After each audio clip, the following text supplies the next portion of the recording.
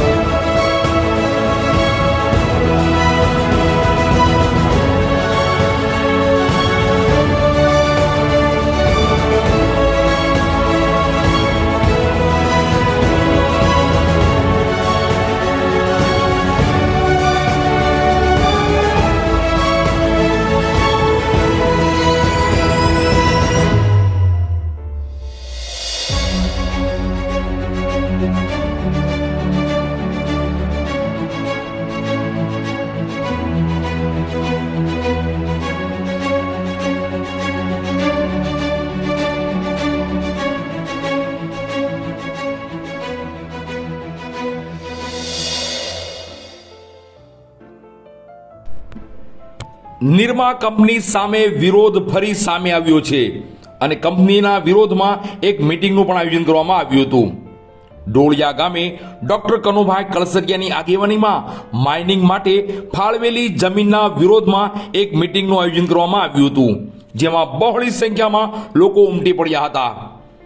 મહુવા ખાતે નિર્મા અને અન્ય કંપનીઓના માઇનિંગ માટે ફાળવવામાં આવી રહેલી જમીનના મુદ્દે ફરી એકવાર વિરોધનો સૂર ઉઠવા પામ્યો હતો અને આ વિરોધમાં લોકો સ્વયંભૂ ઉમટી પડ્યા હતા।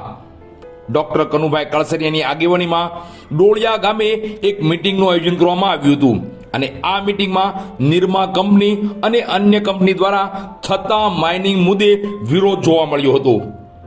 આ મીટિંગમાં આસપાસના ગામના લોકો બહોળી સંખ્યામાં હાજરી આપી હતી અને મીટિંગનો મુખ્ય હેતુ નિર્મા, અલ્ટ્રાટેક તેમજ અન્ય સિમેન્ટ પ્રોજેક્ટ માટે જે જમીન માઇનિંગ માટે ફાળવવામાં આવી રહી છે તેને અટકાવવાનો હતો।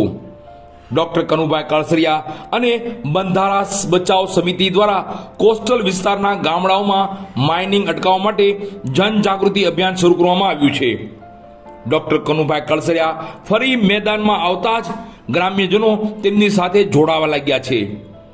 મીટિંગમાં નવા ચૂંટાયેલા સરપંચનું સન્માન પણ કરવામાં આવ્યું હતું અને આ વિરોધ પ્રદર્શન દર્શાવે છે કે સ્થાનિક લોકો માઇનિંગ પ્રવૃત્તિઓથી પર્યાવરણને થતા નુકસાન અંગે ચિંતિત છે અને તેઓ તેમની જમીન અને પર્યાવરણના રક્ષણ માટે એકજૂટ થઈ રહ્યું છે।